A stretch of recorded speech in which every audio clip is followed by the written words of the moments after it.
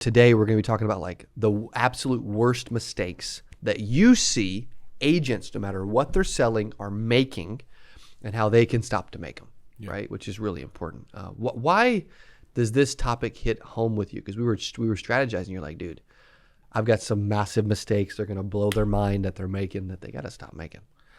I think it's important to me because I love this business so much. Yeah. And so much of my career has been, can I help an agent start in this business and become successful? Mm-hmm. Because as an insurance distributor, regardless of your size, whether you're a GA and you got 5 agents who work with you, or whether you're working with thousands of agents or anywhere in between, your success is defined by how many agents become successful by working with you. True.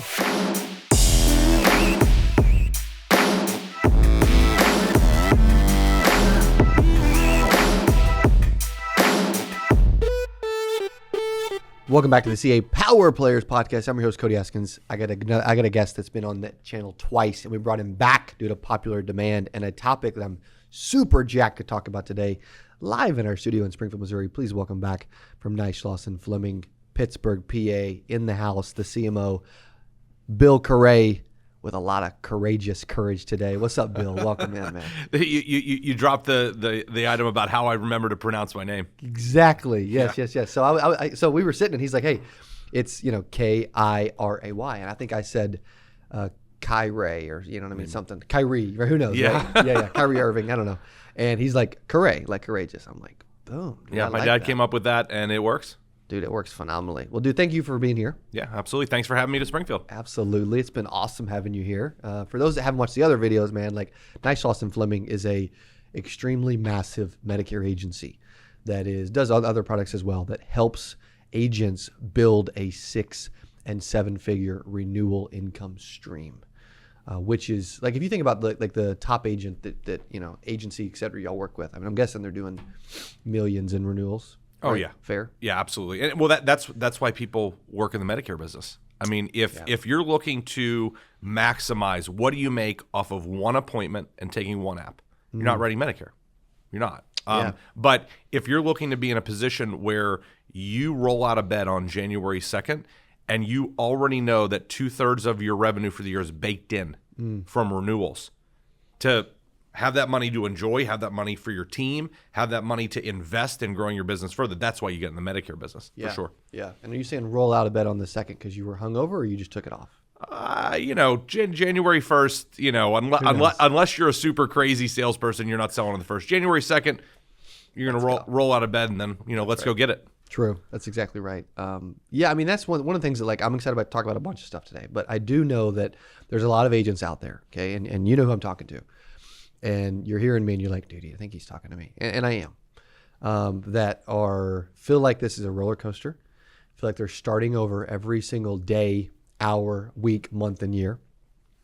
And would love to build a real business. Like, I spoke at a mastermind recently in Nashville, and the guy's like, I want you to talk about building a big business. I'm like, dude, I don't have that big of a business, but I am building a business, And I guess compared to, I started looking up what's the average size of a business, and it was like the average business does like $49,000 a year, and like 86% have like do less than 6 figures. I'm like, okay, I guess I have a really big business then, because that's terrible. Makes sense why so many people fail. But I really know today we're going to be talking about like the absolute worst mistakes that you see agents, no matter what they're selling, are making, and how they can stop to make them, right? Which is really important. Why does this topic hit home with you? Because we were strategizing. You're like, dude, I've got some massive mistakes. They're going to blow their mind that they're making that they got to stop making.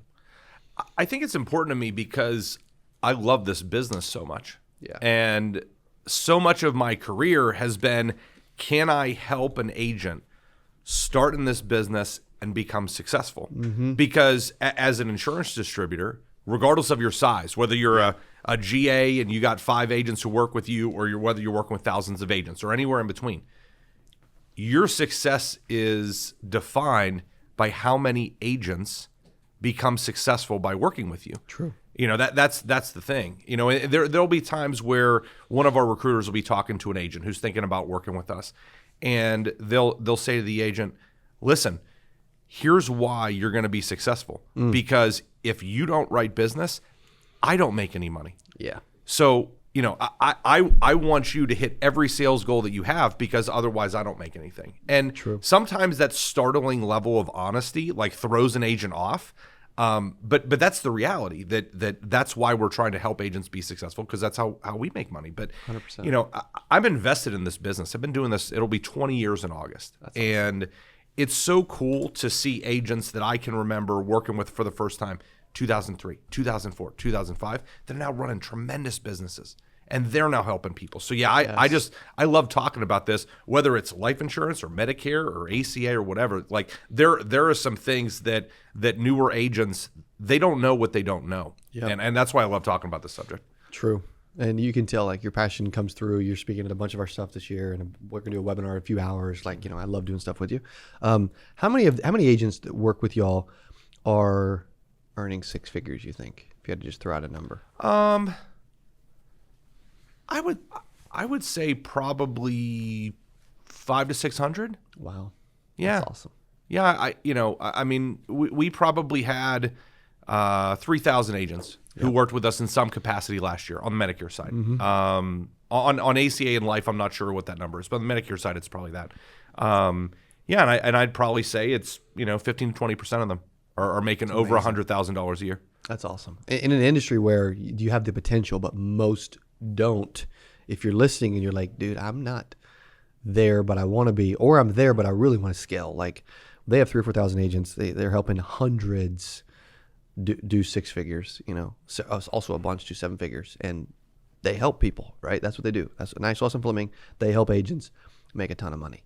If they're already like, okay, I like where this is going before we even get into mistakes, and they want to like learn more or reach out or whatever, what's the best way to do that? Where should we send them? What should they do? I think they should go to our YouTube channel. Yeah, I do too. Because quite honestly, if you want to get a feel for somebody, look at what they talk about. When agents go to our YouTube channel, we have so much content that's there for free for anybody. I mean, an agent could be working with our competitor in another state, and they can still watch our content, but they get a feel for how much time we invest in trying to help agents be successful. How do you do a provider event? How do you do an educational event for people turning 65? What are strategies around building a Facebook page that's going to generate leads for you? I mean, we do so many of these. Should you be selling Plan G or Plan N for Medicare supplement? I mean, check out our YouTube page. That's cool. Get to know our people, because it's not just me. I mean, we have a whole team of people that are doing content. Correct. But you get a sense of who we are as an organization. And I really think any agent who watches our videos on YouTube is going to want to talk to us about how we can help them grow. Yeah. And it's free. Like, you're not building courses and charging people for stuff. No. Like, you're giving away. I would say that from a Medicare standpoint, y'all give away the most free, really educational, non-hype content that I've seen. Well, we feel like we've got to be educators. I mean, there's a void in that space, Cody. We were huge. We were talking about that this morning. Huge. Nobody's like actually taken hold of that space yet, really. You know what I mean? Like, there's a bunch of people that are trying to do it, but I would say, dude, you are doing a phenomenal freaking job already. Yeah. Well, that's one of the reasons we spend so much time out there doing it is because there is a lack of content specifically for the Medicare agent on training, prospect development, how to build strategic partnerships. Like, it's just the content's not there. So we're trying to fill that void. And we may be helping agents that don't work with us right now. That's okay. Sure. Yeah. So, that's what I would say. Like, you can go to our website and ping around on stuff, but realistically, like, you want to get a sense of who we are and what we do and our team. The YouTube channels where to go. 100%. You guys have to go check out the channel, right? You have to subscribe and watch all their stuff. Also, speaking of subscribe, Dylan told me that this morning, like 85% of the people that watch our videos are not subscribed. And I'm like, you guys need to freaking subscribe. It's so easy to do. It's a gut shot. That's right, man. That's it. It is. I was like, are you flipping kidding me, bro? Come on. Okay. They love us. Now they're going to take action and do that for me. When we talk about big, like, worst mistakes, like, what comes to mind first of all these like massive mistakes that agents are making that maybe don't even realize they're making them? I think the first one that's like bang right off the cuff. I think agents get into the business and they buy too many leads, which sounds crazy. Yeah, like I say that to people and they're like, well, wait a minute. You mean I shouldn't buy as many leads? I'm like, no, You shouldn't. Because here's what happens, I think. I think agents will try to figure out how many leads can I afford to buy, Yep. as opposed to how many leads do I have the time to really work. And it's interesting that at one point in time we had a small captive shop that we were running out of our office. Okay, and cool. you know, we did it for a couple of years, and it wasn't that it wasn't working out. We just decided to realign it. But you know, the agents that we had in that captive shop, we would track how many outreaches did they make on people that they closed, how many outreaches were made with people that we never closed. Yep. And what was clear was that the average number of outreaches to consumers that we closed on a Medicare Advantage or Medicare Supplement policy was 6.5. Wow. That was the average.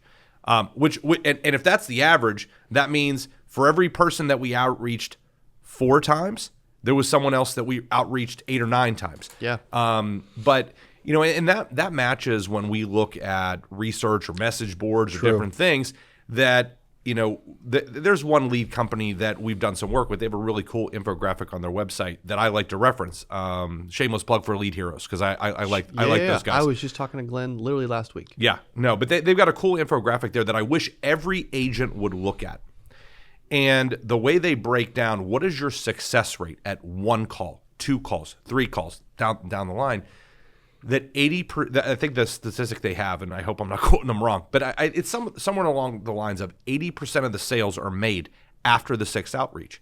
And it's right, because we've seen it. Like when we were charting it, and I tell agents all the time, you need to figure out what your bandwidth is. How many calls can you make in a week based upon like what your current appointments are that you're running, the different things that you're doing. Yeah. And you should only buy as many leads as you can call 7 times. Because anything more than that is you're throwing wads of money in a garbage can and lighting it on fire. It is. And agents will write more business doing that than buying more leads. But the problem is agents think to themselves, oh, well, I can afford to buy 6,000 pieces of mail, and I think my return will be 1.5%. And so they start doing that mental math, and they're like, oh, well, if I get 75 leads, then I can generate this many sales. But the problem is that if you have 75 leads, you can only call twice. You're going to generate way less business than if you have 20. You can call 7 times. And that's the single biggest mistake that agents make, is they buy too many leads. Yeah, that's cool to hear you break it down like that. And I've always heard that like 80% of sales are made between the 5th and 12th contact. There was a Harvard Business Review published a study done by InsideSales.com that literally validates all the math you're talking about too. Like, yeah, it's and apparently Lead Heroes, right? Which is cool. Yeah. And I love Glenn. He's a good dude. That's cool, man.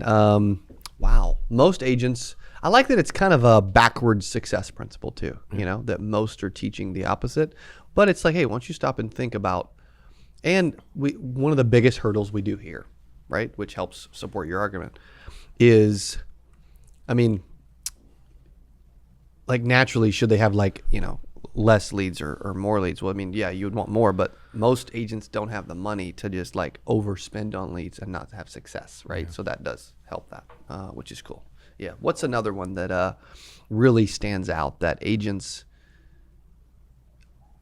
It's a pretty, it's still a really big mistake. So I'm gonna pose this question to you. Okay. Let's say that you and your wife have like 2 other couples, and you guys are regularly like once a month getting together. Maybe it's people you went to college with, or people that you worked with earlier in your career, whatever. You got this little dinner club, and let's say that Jim and Susie reach out to you and say, hey, it's our turn to pick the place for dinner. I think we want to go to Bob's House of Colombian Cuisine. Okay. What's the first thing you're going to do when they toss it out to you via text? They suggest this restaurant to you. What are you going to do? Check with my wife. Okay, check with your wife. What do you think she's going to do? If we haven't heard of it, we're going to look it up. Right. What you're going to do is you're going to pull out your phone. Yeah. And you're going to Google it and see what their website looks like. Do they have a Facebook page? Do they have images? What are their reviews on Yelp? That type of thing. Yes. So I think the reason why I give that example is that I think a lot of times agents will start a lead campaign. It could be direct mail, but most of the time they're doing some sort of digital campaign. And they haven't done the legwork to make sure that when someone goes to check them out, that they look legit. And that's good. That isn't even about necessarily like having a website. I think especially in the senior market, this may be different for life insurance producers who are doing term or UL or whatever. Sure. But I think specifically like in the Medicare market, one of the first things a Medicare recipient is going to do is they're going to look you up on Facebook. That is their primary social platform. Yeah. 100%. Yeah. Consumers over 65, I think I read a statistic, 80% of them are on Facebook in the United States. That's another phenomenal stat. Look at this, Yeah. dropping some numbers today. This is good. So, and I didn't even think we were talking about this today, so it wasn't like I was prepped. So, Yeah. But they're going to go there and think about it this way. Let's say that you went to look up that restaurant, Cody, and they didn't have a website, but they had a Facebook page. If you looked at their website and the three most recent posts were from 2021 and then like mid-year 2020 talking about how they're closed for COVID, and then 2019 with their dinner specials. Are you going to be super inclined to say we're going to go there? No, I would think, okay, it's not any good. They closed. They're not that serious. You know what I mean? Like, yeah, your brain starts to race. Yeah. That's a good point. And so I just had this conversation with an agent the other day. I did a speaking engagement out in Phoenix and was talking about digital footprint, and she called and we started talking about it. And I think from that conversation, I think it reinforces what I think most agents' perspective is. Yeah. Is that they don't feel like they have the time to be constantly posting or updating to their Facebook page. They're concerned about, is what I'm going to post compliant? Yep. So they don't want to put themselves out there and then potentially get pinched by the Fed. I think they use that as more of an excuse, but that's 100% comes up. Those are the two biggest things. I don't have the time, or even if I did have the time or compliance. I'm worried about being compliant. But it's really important that having a digital presence that is up to date is really easy. I mean, we have vendors that we refer our agents to all the time who can regularly post to their channel that requires no time investment from the agent, and it makes them look active on social. So that when someone gets with federal compliance guidelines, now an agent has to have their name on the lead piece. Has to say, coming from Bill Kiray, coming from Cody Askins. Wow, I didn't know that. Yeah. So you got to have your name on there, or even if you're doing a turning 65 meeting or the 7 questions you never knew, 7 questions or 7 issues you never knew about Medicare or whatever. Yeah. You're doing an in-person event. They're going to look you up. True. Putting a minimal amount of effort into that makes every other piece of your lead generation strategy work better. But a lot of times new agents, they just don't think to do it. They don't invest the time in it. No, and the company that your agents work with, that you have as a resource to help with posting is wildly inexpensive too. It's $50 a month. Yeah, it was insane when you told me that when I was at your office in Pittsburgh. I'm like, wait, what? Right? That's the cool thing about it. We could spend days, a 24-hour straight podcast, just talk about all the different services and resources and design team and all the things that you all do for your agents around the country. That was one that stood out to me in a big way. That's cool because you need to be relevant. You need to be active. Yeah, and it's surprising to me sometimes when our sales team talks to agents about that, and they ask the question, "Do you have a Facebook page for your business?" And sometimes the answer is yes. Sometimes it's no. If it's no, we explain to them why they need to do it. If the answer is yes, then immediately sales manager, sales director looks that up. And it's you've got 3 posts since January of 2021. And the current Facebook page makes every aspect of your business work better. Yeah. Even in referral generation too. Because if you're a newer agent, you need to get as many sales as you can that don't cost you anything. And if your client, Susie, talks to her cousin Gladys about you, what is Gladys going to do? Gladys is going to look you up. Yes. Even if she trusts, Susie, and Susie's saying, "Oh, this is my Medicare agent. Help me so much." Gladys, they're looking you up. 100%. Yeah, you have to look relevant. And you have to look engaged. Phenomenal. We don't talk about that enough. Like, that's really freaking important. I'm glad you mentioned that. So that's okay. We got the first one. We got the second one. What's the third one that really stands out? Big mistake that we're making. I think, and this is another one that was maybe too very specific to the Medicare folks, that they hear about building a strategic partnership with a doctor or a dentist, and they think, oh, this is great. Like, I don't have to spend a lot of money to do this. Like, this is a great alternative to continuing to dump money into leads, which, again, people are buying too many leads. But they think this is a great idea. People trust their doctor. They trust their dentist. But they will go to a PCP office or a dental office. Yep. And they're trying to get value from that right away. Yes.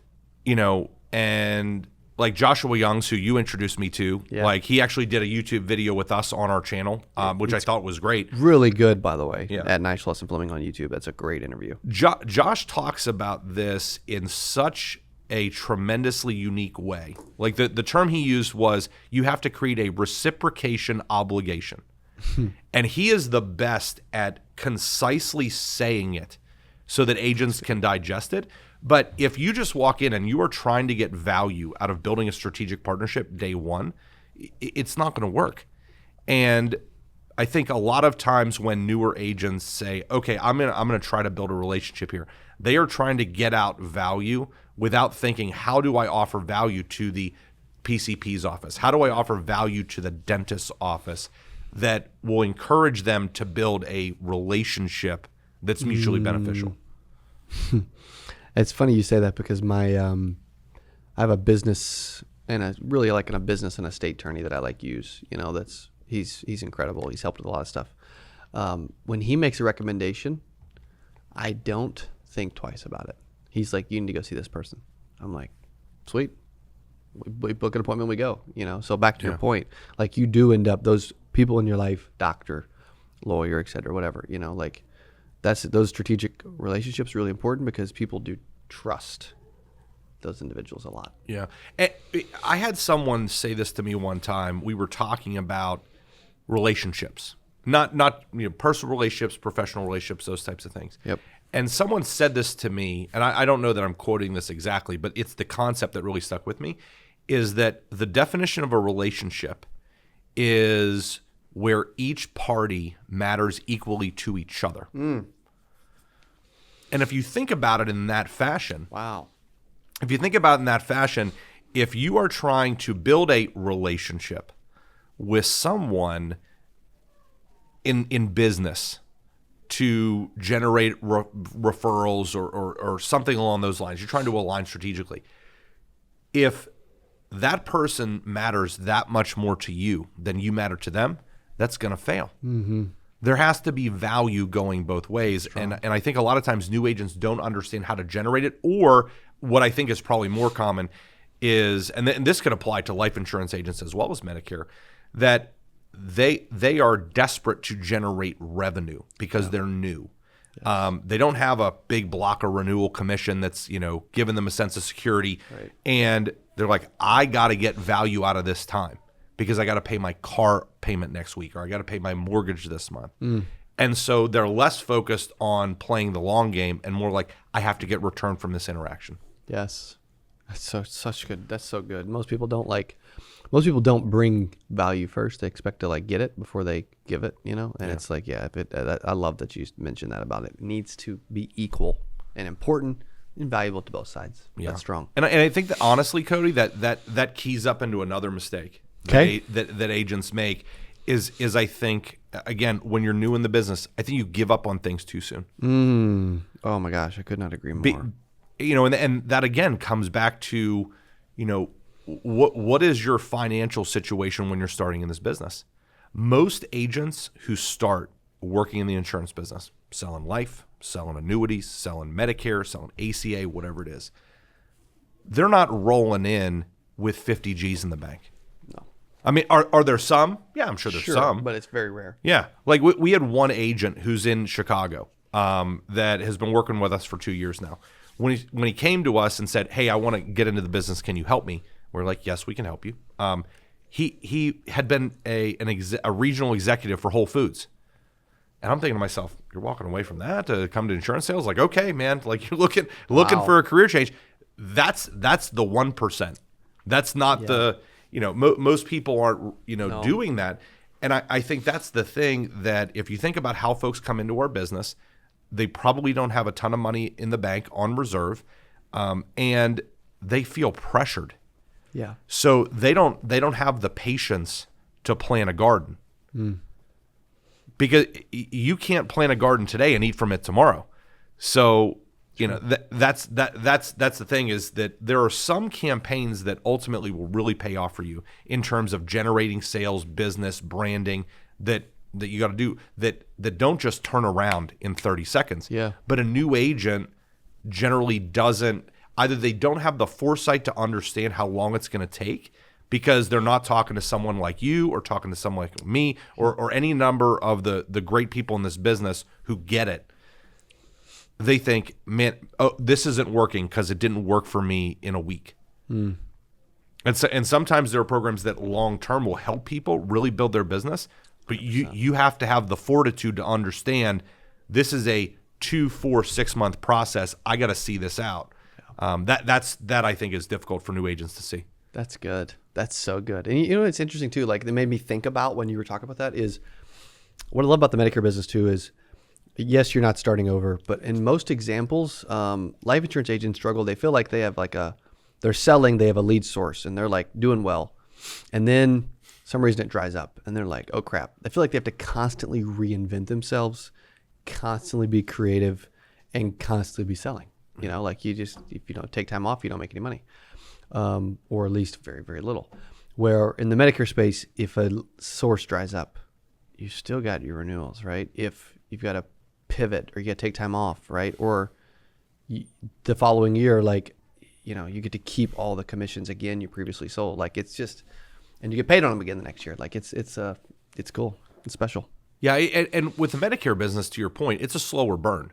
Yeah. If you have an agent who's looking to, like I think I said earlier, if they're looking to maximize the revenue from one sale, one appointment, selling a life insurance policy, they'll make more. Yeah. But the difference is that the Medicare policy you sell today is paying you 2 years, 3 years, 4 years, 6 years, 8 years down the line. And that's why people do it. And being able, and you don't have to do just Medicare. I mean, there are a lot of life insurance agents that we've talked to. Like you and I were talking at dinner last night about final expense agents. Yeah. Why more of them don't write Medicare supplement? Because it's the same questions. It's the same questions on the application. Yeah. And a lot of times, even if you're not selling final expense to people who were over 65, the people you sold on final expense, 5 years ago that were 60 when you sold it to them, they're 65 now. Go back to them. Yep. Because it provides you with additional recurring revenue to let you invest into your life insurance business. Correct. And have the patience to let it grow. Yeah. It can get to where it's covering your lead bill and all your bills, and then everything else is gravy. Yeah. Absolutely. Yeah. Okay, that's 4. What else you got? We got any more? All right, I got 2 more for you. Okay, good. Okay, 2 more. Yeah, Okay, I got 2 more. So, and it was interesting. Like we just kind of talked about this concept. I was like, okay, what are some of these things? The next one is, I think there are so many new agents who don't have a system. And I'm not talking about like, oh, well, this is how many calls I'm going to make to a lead, or this is, how I'm going to like pitch a product, or how I'm going to work towards a close. They don't have a CRM. Mm-hmm. Either they're just keeping, God forbid, paper copies of their app, or they're using an Excel spreadsheet. It is amazing just with a small investment into a CRM system. Like Agency Block is one that a lot of our agents use, and there's a lot that are out there. But I've heard a lot of good things about it. Yeah, with a simple CRM system, it can help you not just manage your business, but also show you where the opportunities are. One great example was we had an agent who, starting and working in Medicare, had been in the business for like maybe a year and a half. And there was a really prevalent plan in that person's city that all of a sudden was, really kind of going bad. Like massive premium increases, benefits were getting degraded. Yeah. And they needed to make a move and talk to all these people. And they looked at their Excel spreadsheet. Like they thought they were really doing a good job managing their business. They had an Excel spreadsheet with all of this information, like what's their address, what's their age, little notes about them. But they didn't have what plan they were on. Wow. So now, instead of the agent being able to be very tactical about, here are the 62 out of my 150 members that I got to go talk to because they're on this plan that's going sideways, they had to call them all and waste all that time. Jeez Louise. So, and beyond that, being able to do commission reconciliation with a system like that helps you understand, what have I been paid on? Yeah. What have I not been paid on? Or did I get paid on something that I didn't write? Yeah. To keep you from... Agents have no clue. Yeah. Most of the time. Like what they got paid on, what they didn't get paid on, if they're supposed to get paid. You know what I mean? Like why they got paid. I can tell you there's so many times someone on our team will be talking to an agent and the agent will say, as long as my commission statement has more money on it this month than it did last month, everything must be okay. Yeah, exactly. Yeah. And then all of a sudden, for whatever reason, they may decide to actually line by line. And it's hard. Like, I get it. Like, you're trying to roll through multiple company commission statements. Do I see all of the members? Am I missing one, not missing one, whatever? And usually where agents lose the commission is not the first month, because they're like, here are the 10, 12, 15 apps I wrote last month. Is every one of them appearing? Did I get paid the first time on it? Correct. But then all of a sudden, if it vanishes, like you're not paying attention. And the CRM system helps you do that. Yeah. You want to get paid for the work that you did. Right. I mean, you do work for your company. You want paid, right? 100%. Yeah. So do we. So should the agents. And there's too many agents that just don't use a CRM system that would not just help them identify opportunities to write more business, but help them understand, did they get paid on stuff that they wrote. 1,000%. You know what made me thinking about is I used, as a Rolodex, I used Excel initially. When you said Excel, I'm like, oh my gosh, that was me like 12, 13 years ago. And for my filing cabinet, I used, I had a real filing cabinet. And then eventually I transitioned and used Dropbox. And then each person had like their own file, which eventually I just needed a CRM, obviously. But it's funny how we like start and try to save money. But then I can't go back and be like, oh, who has this plan? Like, I don't freaking know, because I got to look through 300 files. Yeah. Well, we had one of our sales managers that the way that they pitch going out and getting a CRM, whatever it is, to an agent, is they'll say, hey, how much money do you make on renewals on your Medicare business on each case? And the agent will say, I make, $300, I make $350, whatever it is. Yeah. And they'll say, okay, if the CRM system helps you identify one opportunity to write a new piece of business, or it helps you realize you didn't get paid on a case that you should have been paid on. That's if it help you find a case and save a case during the course of the year.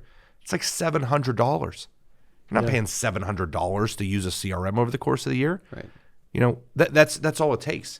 So that's the way one of our salespeople pitches that to an agent. Is good. If you use a CRM, you will find a case that you wouldn't have found otherwise, and you'll realize you didn't get paid on something that you should have get paid on, and it pays for itself every year. Pays for itself, saves a ton of time. That's awesome. That's good. That's a big one that we don't talk about enough. That's a huge one. I'm glad you brought that one up. Yeah. But you said you had two more. I had two. Yeah, I got one more. One last one. Okay. I think there are a lot of agents when they're new that are afraid to network with other agents. Like let's say that one of the insurance companies in their area is doing a training session. Like we just had a bunch of our folks from our office go up to Northeastern Ohio. Aetna was doing a session on their plans in the greater Cleveland market. And we had agents from a bunch of distributors and direct agents come to that event. And I think a lot of times, like when you go to those, or you're trying to find people to share ideas with, I think a lot of times the newer agent is afraid, because what they assume is that other agents are never going to tell you what they're doing that's working. Wow. Or an agent would maybe give you bad information, hoping that you fail, because then there's more business for them. That just isn't the case. No. Have you found that? Never. I've not. Never. I mean, yes, there's gonna be some that like withhold certain secrets, but they're not gonna like try to steer you on the wrong path, and even then, most people, the people that come to network, collaborate, etc., are the ones that do want to share because they want to learn. Like the people that are like, I'm the greatest ever in my, nobody can know what I do. They're not going and sharing. Yeah. So yeah, that's valuable. That's huge. I've learned more doing that last piece than probably anything else. Well, here's the thing too, and this is kind of like a weird psychology thing that I've seen at events like that. Mm-hmm. That the independent agent, if you think about who they are as a person, regardless of what they sell, right. Okay, you're not working for State Farm, you're not working for Allstate or some big company. You're an independent agent. Yeah, you don't have anybody at your house to tell how good you're doing. So you come to an event like that, and like in a weird way, you want to puff out your chest and say, here's what I'm doing and here's how well it's working for me. Yeah. Because who are you going to tell? At a certain point, your spouse doesn't want to hear it anymore. True. I mean, True. I would tell you that in my personal life, when I just keep going on about, oh, this big thing happened or this, like at a certain point, it's like, okay, we're talking about insurance, honey. Like, there's only so much of that you can talk about at home. Right. And you want to share ideas because in a way it validates you. It validates your success to be able to share. But I think by and large, like the independent insurance agent, I think they want to help people. I do too. I really do. Like I've just not found that secretive, vindictive thought that a lot of new agents think that their competitors have, because they're viewing it as like Coke and Pepsi. Yeah, right. And that's just not it at all. No. So that's rare. New agents in our business, they should go to events, either that the carriers are hosting, an FMO's hosting, whatever it is. Go to an event, talk to other agents. Say, hey, what are you doing that's working? I'm a new agent in the business. Like, do you have any tips for me? I'd love to learn from you. Who's going to say no to that? Not me. Yeah. Right. Not you. And then they're going to get at least a tip, and they're going to get multiple. They're going to get a tip. That's going to be like light bulb moment. They're going to be like, oh my gosh, how did I not know that? Why was I not doing that? That's strong. Dude, these are good, man. I like this a lot. I like when we get to hang out and you're in the office and we're in the studio and your studio, my studio, whatever, man. This is great. And I know that agents are loving this. Here's what I want agents that are still here at this point in the interview. I want you to drop in chat in the comments for Bill, which of these 6 mistakes stood out to you, right? Like it was, too many leads and not exhausting them. It was, not being present online, not having a Facebook page, and keeping it active. It was, strategic relationships and provider relationships, right? It was giving up too soon on one attempt, etc. No system, CRM, and afraid to network. Those are gold. Bill, how do they continue to learn, reach out? Who do they talk to? Like, dude, I really like where I'm hearing with this.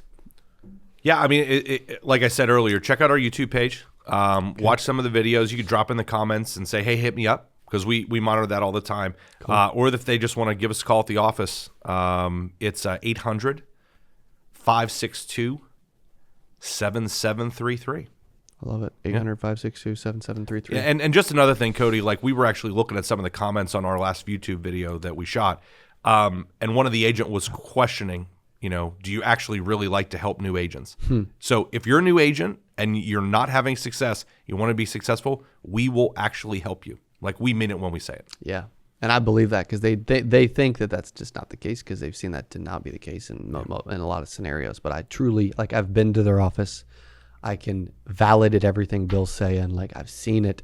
They have an amazing team, great culture. They got a freaking popcorn machine, like, dude, who does that, And a hot dog machine. And a hot dog machine, and was it a PS4 in the game room or whatever? Whole game room. Dude, they got it freaking. They got a little what's the fruit Tootsie Rolls? I don't like the chocolate one, but fruit flavored Tootsie fruit Rolls ones are amazing, man. Dude, they got it all, bro. They got. Yeah, I've been trying to watch my weight, but I used to have like 10 of those a day. Oh, I like those a lot. It's tempting. I walk past them and try to stay away. Yeah, I tried when I was there. I wasn't able to. Yeah, well, dude, you're awesome. Thank you for being back on the podcast, and appreciate all you do. Yeah, thanks for having me. Yeah, thank you guys for listening. hanging out with Bill Kiray from Neishloss Fleming. Go check out their YouTube channel. They got a ton of videos. They're rapidly approaching 5,000 YouTube subscribers, and they're helping agents. Go subscribe, go learn, go watch, and maybe subscribe to this thing too, right? 85% of you haven't.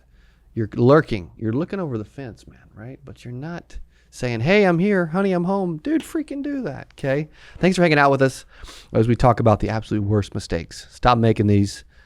Make some money. Thank Bill in the comments below, and we'll see you on the next podcast. Adios.